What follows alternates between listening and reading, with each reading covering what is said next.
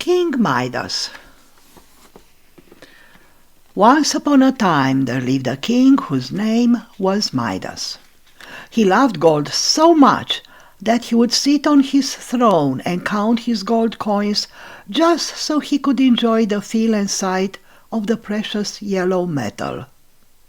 There was only one thing King Midas loved more than his gold, and that was his daughter Marigold.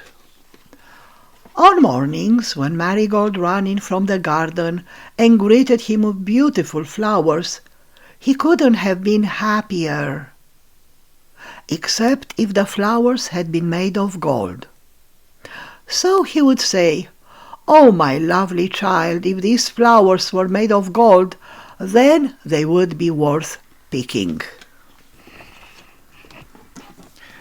In fact, his wish to collect gold grew each time he saw Marigold, because he loved her so much. He believed that the best thing he could do for her would be one day to give her the biggest pile of gold that had ever been gathered. So King Midas spent all his time collecting gold, which he kept in a treasure room in the basement of his castle. The treasure room was very secure, and Midas kept the door locked even when he was in it. The room had only one small window through which a single beam of light could shine, and that King Midas found useful only to illuminate his gold. That's why, when a shadow crossed the light's path, he looked up and was quite surprised to see a stranger standing there. The stranger looked around and said, "King Midas, you are a very wealthy man." "Yes, I've done well, but it's taken me my entire life to collect this gold." "Tell me, King Midas, if I granted you one wish, what would it be?" Midas thought and then replied, "I would wish for the golden touch." "I will grant you your wish," answered the stranger. "At sunrise you will awaken with the power to turn everything you touch into gold." And then the stranger vanished. King Midas had trouble sleeping that night, for he couldn't wait to see if he would receive the gift of the golden touch. When the dawn's early morning light finally filled his room, he leaped out of bed, eager to see if his wish had come true.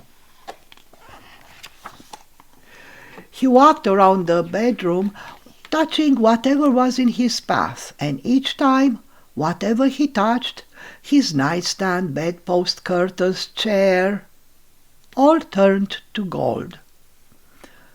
The stranger had indeed given him the golden touch. He felt such immense joy. Excited by his newfound power and the prospect of incredible wealth, King Midas left his royal chamber, determined to transform as much of his castle as possible into gold. As he descended the great staircase, the steps under his feet transmuted, and the balustrade sparkled yellow under his touch. He stepped out into his magnificent garden, where in earlier days he had planted hundreds of flowers, for before his love of gold, the king had loved flowers dearly. He went from bush to bush, making sure that he touched each and every flower, believing he was transforming them into something even more beautiful than ordinary flowers. King Midas then realized how hungry he was, and that his daughter would soon be joining him for breakfast. He went inside, ready to fill his hungry belly and enjoy his daughter's surprise at the new golden flowers. But instead, when Marigold, who was usually very happy, entered the room, she looked very sad. She showed her father the bouquet she had picked for him that morning and said, "Father, look at what has happened to the flowers. They no longer have a scent, and the petals aren't soft and colorful." She began to cry. "But my little dear," replied the king, "this single golden flower is worth 1,000,000 ordinary flowers, and it will never wilt and wither away." "I don't care about that, father. It's not a real flower," sobbed Marigold. King Midas was ashamed to tell his daughter that he had been the one to transform the flowers. He felt very bad for having caused his daughter such disappointment. Midas was famished and thought that a fine breakfast would help him feel better. "Sit down, my daughter, and enjoy this lovely meal." But just as King Midas tried to take a bite of bread, it turned to gold and hurt his teeth. When he tried to quench his thirst with some water, the same happened to his goblet and the water in it. Seeing that her father looked frustrated, Marigold asked, "Father, what's wrong? You look so unhappy." But King Midas did not answer her question, and instead told his daughter to enjoy her breakfast before it got cold. King Midas contemplated his pitiful situation. It seemed that whatever he touched truly turned to gold. How would he ever be able to eat or drink again, or carry out the simplest of acts? He was quite literally the richest man in the world, yet he could no longer enjoy himself. King Midas let out a terrible groan. Meanwhile, poor Marigold was very worried about her father. She could no longer endure it, so she impulsively leaped out of her chair and ran to him, affectionately wrapping her arms around him.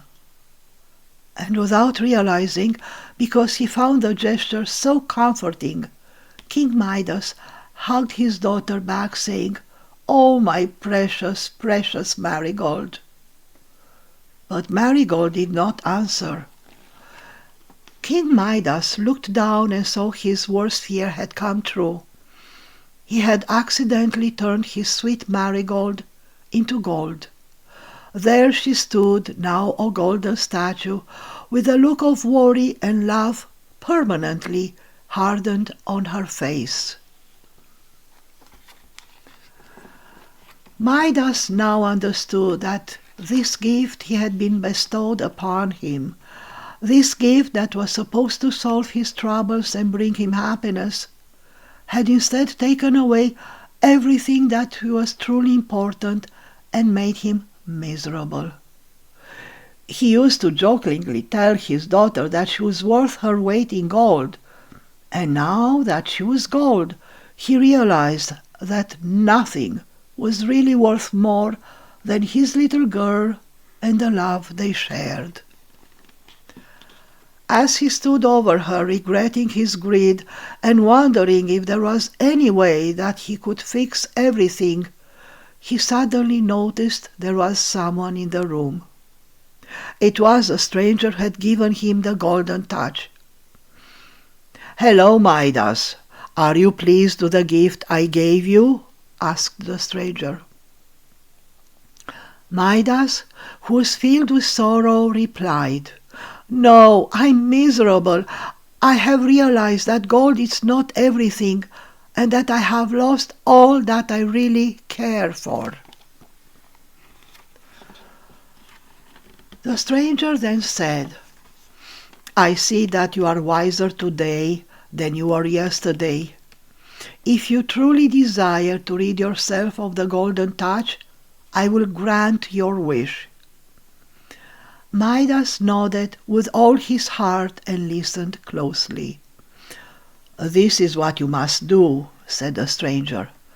"Go to the river in your garden, jump in, and wash the golden touch of your body. Then fill a pitcher and sprinkle the water on everything you wish to transform back to its original state. Midas followed the stranger's instructions. He could feel his heart grow lighter as he took his river bath. When it came time to fill the pitcher, he was relieved to see that it didn't turn to gold as he filled it. He rushed back to the castle to Marigold. And there she was, as still and golden as when he had left her. He wasted no time in dousing her with the water. Midas was filled with thanks as he watched her become herself again. "Father, what are you doing? You're wetting my frock," she declared, having no memory of what had happened to her. Her father laughed and said, "Oh, do not fret over your clothes, my beloved Marigold. Come with me to the garden, for we have some watering to do." Together they walked through the entire garden, sprinkling all the flowers with the river water. Magically, the flowers retained their natural qualities, making them all the more beautiful, valuable, and irreplaceable. After their work was done, King Midas and Marigold sat on the throne together, and instead of counting gold coins, they enjoyed the sweet perfume of roses and each other's company. "Oh, Father, I've never been happier than I am right now," exclaimed Marigold. "Nor have I, my darling daughter. I've never been happier or felt richer than I do at this very moment." The end. Good night and sweet dreams.